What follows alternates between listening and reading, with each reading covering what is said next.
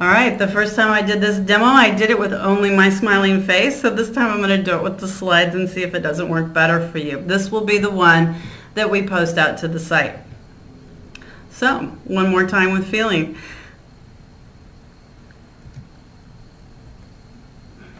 All right, so the topic for today is using the 1790 through 1840 US Federal Censuses. And there are a few ways that you can use them. And what I would like to do is give you a couple of examples. And the one we're going to start with is trying to figure out who someone's parents are by mapping them into various families in a certain county. So, remember that records don't need to have names to be useful. Anything that points you in the right direction, anything that gives you a clue is worth having. The example that I'm going to start with are my great-great-grandparents, or actually my great-great-grandfather. His name was Charlton Wallace, and he was born in 1823, and he died in 1903. And I have those dates from a tombstone that's in Highbridge Cemetery in Rockbridge, Virginia. His wife was Martha Jane Cash, and she was born in 1826 in Virginia. She died in 1913 in Rockbridge County, Virginia. All right, so I've got that information. It doesn't tell me who their parents are, but at least I know their vitals, and that can be really useful. All right, I know they were married in 1842 because I found their marriage bond, and this is what it looks like. Now, you'll notice on this marriage bond, it lists the men, Charlton Wallace, William Wallace, and Reddy Cash. And down here it says Martha Jane Cash, daughter of Reddy Cash. Reddy Cash is actually his name, as you can see here from his signature. And you can imagine that doing Google searches for him is not very useful. It is one of my very favorite ancestor names though. So, back up here, we know that Reddy is the father of Martha Jane, but nowhere does it say William is the father of Charlton. And I really expected it to, because Charlton was only 20 and he needed a witness to get married legally in the state of Virginia in 1842. So you'd think there'd be something that tied them together, but there's not. I would assume that he's a relative. They share the same last name. It is possible that he's his father, and this is what I've been trying to track down for the longest time. All right, so there's a clue. William Wallace, he may be Charlton's father, but we don't really know. All right, and we know who Martha's parents were, Reddy Cash and Mary Hartigan, because it's in her death record, and I have a couple of the records with that information. Here's the thing that makes it difficult with Charlton. He was born in 1823, and Virginia did not require birth certificates in 1823. Charlton died in 1903. Virginia did not require death certificates in 1903. Why they had to pick these two time periods, I don't know, but this has been one of those mysteries that's made me crazy in my ancestry and in my genealogy for a very long time. Charlton's obituary states that he lived in Rockbridge, Virginia his whole life. It didn't do me the pleasure of telling me who his parents were, but at least I know that he'd lived there for his whole life, at least according to whoever reported for the obituary. So I'm going to go with that. So who were his parents? Well, William Wallace is somebody that I definitely want to look at. But I also want to look at all the Wallaces who may have lived in Rockbridge County in 1840. Charlton married Martha in 1842 in Rockbridge at the age of 20. It's reasonable to assume he lived with his parents in 1840, and he would have been 18. Given the facts at hand, it's probably Rockbridge. But as we know, 1840 doesn't list children. Well, it doesn't list them by name. It does list children who were living in a household. It doesn't say the relationship, but it does show you who was living there. All right, so here's what I'm going to do. I'm going to give a list of all the Wallaces in Rockbridge County in 1840. And here's how I do it. Everybody has their own techniques for searching, but this is the one I use. I'm going to go to the 1840 United States Federal Census search page. I'm going to just start there. Under last name, I'm going to put in Wallace. And I'm going to mark it with exact, phonetic, and similar. Because as bad as spellings were 1850 on, they're really horrific when you go from 1840 back. The transcriptions are hard to read. The spellings are often not what you would expect. So you want to go with things that sound alike or with known similarities. I'm going to start my search in Rockbridge County, Virginia, so I picked that from the type ahead and I restrict it to exact. So I'm just going to get the Wallaces, who were heads of households in 1840. Now granted, Charlton may have lived somewhere else, but this is a place to start. I need to know who to research. So I do that search, and I'm going to get 8 different people. James, William, Andrew, Elizabeth, another James, Jesse, and 2 Johns. All right, so now I need to go in and look at all the censuses. This will help me determine whether this is somebody that I want to start with as I start investigating who Charlton's parents were. First thing I need to do is, do they have male children that could have been born in 1823? And you'll notice up here on the headings, it lists males, and then it gives different age categorizations. A male born in 1823 would be listed as being between 15 and 20 because he would have been 18. James Wallace is not a candidate. William Wallace is a candidate. That's good. That's another clue. Andrew Wallace is a candidate. Elizabeth, James, and Jesse are not candidates. The second, John Wallace, is a candidate. So I've got 3 people here that I can start looking for their death records and those kind of things, and determine maybe if Charlton was their son. All right, but let's focus in here on William, because we think this is probably our best guess given what we've seen on the marriage bond. William was born between 1770 and 1780. The only woman in the house was born between 1780 and 1790. The 4 other males in the house were born in the ages listed here. I can see generally these censuses, if they're not alphabetized, are just written down in the order that they were recorded, and they tended to, run from house to house. So while it may not be next door neighbors, you know that the people around them on the census were most likely neighbors. Again, not definitively, but most likely. So Mrs. Nancy Good was a neighbor. And because William here is at the top of the page, I need to go back a page. And on the previous page, sure enough, there's ready cash. Which means, and there's only one ready cash in Rockbridge, and there's only one ready cash actually in the entire 1840 census. I'm pretty sure this is Martha's father. And I know Martha lived here. So, if the odds that Charlton actually lived in William's household are probably fairly high. Doesn't mean it was his father, but I suspect that he really did live there. I still don't have anything that points conclusively to this being true, but I'm starting to build some really good circumstantial evidence. All right. Now I need to move forward and look for William, or a possible William, in the 1850 census. So I'm going to search for William Wallace. I'm guessing from my previous information he was born around 1780, so I'm going to search for any William Wallace born between 1770 and 1790.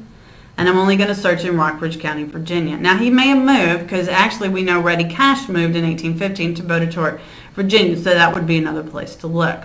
He's actually not there, so I think this may be my guy, but I'm not 100% sure.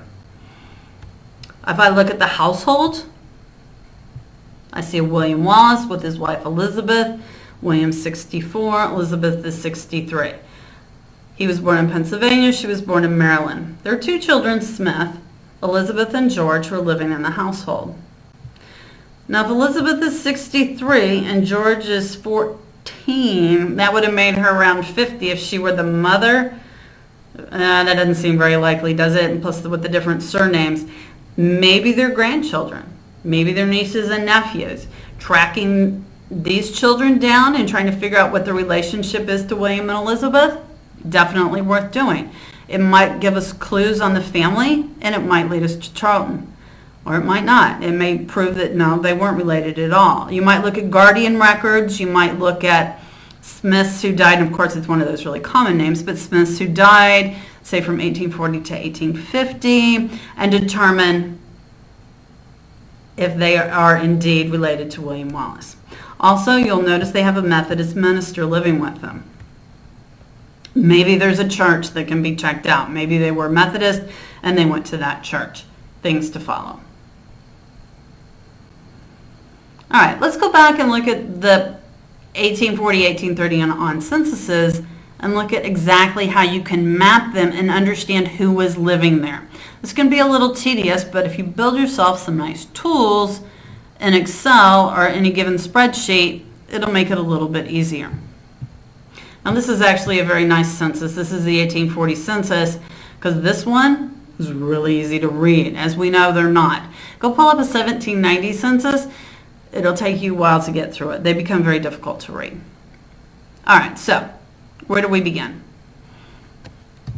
What I do is I just start to map out all the men and all the females. I'd have the age ranges here, and because it's a lot easier to have Excel do all the math for me, I create these little formulas. I know that this first child was born between 1840, or of the age, sorry, that's between 0 and 4. So he's born between 1836 and 1840. And then I can carry that out. And then it shows me here that the oldest male in the house was born between 1771 and 1780. Now, it's real easy to make the assumption the oldest male is the head of the household, and therefore William Wallace was born between 1771 and 1780. Same thing for what we presume to be his wife. That's not necessarily so. He could have had an older father or uncle living with him that is of this age. Given the age of the children, it's probably not likely, but you do want to be careful about the assumptions you make. Also remember, as you look through here, a lot of times these were copies that were then sent on to Washington, D.C. These texts would be hard enough to get in the right columns when you were actually enumerating people. I can only imagine that when copies were made, mistakes were made. So take all of this with a grain of salt, look at it as a guide. But what it does tell us is that there was a man and a woman here, and there were 4 children living in that household. Now, whether they were their children, we don't necessarily know, but there were children living in the household. And at this point, they were all male. And it is very likely that this one may have been Charlton. I also then, and you can either, for those of you who like pictures, you can draw yourself out a little tree, or you can just make a list of all of the people who live there. I like to do this because then I can start to build it out over the years and look at the differences. So let's do that. Let's look at 1830. All right, here's the 1830 census. This one's getting a little bit harder to read. You'll notice that his neighbors have changed, and if you go back, they've changed as well. Either people moved or people just recorded these in different order. But if indeed he has moved, you might look for changes in deeds. If he actually bought and sold land, that might be a clue as to where he was. All right, so again, these aren't quite as nice as the 1840, but the columns on 1830 are still the same. There's a lot more people living in the house, so it's definitely worth documenting who was there. This still has who was there in 1840. This who has the 1830. And again, 0 to 4, there's 1 male, and we go on and on. Now you'll notice here that the oldest male is listed as being between the age range of 40 through 49. 10 years later, he's listed as being between the ages of 60 and 69. So I'm going to want to work back through some of the censuses, see which ones are in common, see if this one is actually a mistake, or maybe it's not the same family. There's nothing that says it's the same family. We're just making guesses here. Again, you'd want to go look at land records and those kind of things to try and understand it. However, we do see the oldest female in the house has aged appropriately, so maybe that ties them together.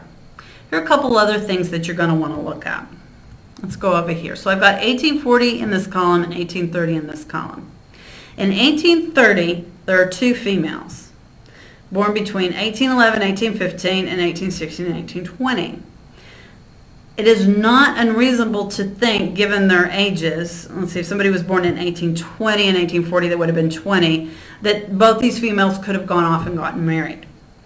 In Virginia, usually the father's name is listed on the marriage bond or marriage certificate, not always, but it's a possibility. So somewhere between 1830 and 1840, we want to go look for marriages of females whose last name was Wallace, who had a father of William. Those may be sisters of Charlton's, and we may be able to use that to tie it all together. Very useful data. Same thing with this male up here, born between 1801 and 1810. He's not in the 1840 census. He may have been the son of a William Wallace, and again, we may be able to tie him in. Now down here, there's a child in the 1830 census that is not in the 1840, but given his age, he was born between 1826 and 1830, it is very unlikely that he got married or moved out of the house, because in 1840 he would have been anywhere between 10 and 14. So either this was some nephew or someone who was living with the family and moved on, or maybe it's a child who died. So what you might want to do is go look through the death records between 1830 and 1840, if they're available to you. See if you can find that child and tie it into William Wallace. You never know where some little clue is going to be that's going to tie it into Charlton. You may think, well, it's just a child and it's going to state who his parents were. What's that going to tell me? Well, you don't know until you look. And once you move back from 1850 and you start going backwards, anything you can find is a clue. And any clue may lead you to the right place. It's just not going to be laid out as well as it is from 1880 and on, and even between 1850 and 1870, where we at least have the entire household. So the next things that I would do, and I'll spare you the tedium, but I would then take the 1820 census and the 1810 census, if they're available, and map out the families. Then I can start to look for people who went and got married. These are possible brothers and sisters. Try and track them and see if I can tie them into Charlton. I would also look at death records and obituaries and see if they're mentioned. And then again, I would start with this William, and I would go and see if I can't find a will or probate record for him and try and tie him to Charlton. If I don't get anywhere with that, and it turns out that he most likely wasn't the father, then I can start to go back and research some of the other Wallaces I had found in Rockbridge County. Again, these are much harder paths to follow, but you can follow them. It just takes a lot more digging. You build a theory, you build an idea of what may be true, and then you go out to prove it. Good luck. I know this one is hard, but when you find the right answer, it's always very satisfying. All right, so Krista Cowan will be doing a broadcast December 6th at 8 p.m. on our live stream channel. That's next week. And you can also read my blog at ancestry-stickynotes.tumblr.com and then click on Ask Ancestry Anne or go to this URL. If you have a question you'd like to be considered for a column or a live stream discussion, send it to ask@ancestry.com. No, we don't respond individually to these emails. We just get way too many. But if you have an idea for a topic or something you'd like to see us discuss, please let us know. We're always looking for good ideas, and we want to give you guys information that will help you in your genealogy. Also, if you have a question you want to see answered on the blog, send that in as well. Hope this was helpful. Happy searching. We'll see you in the blogs.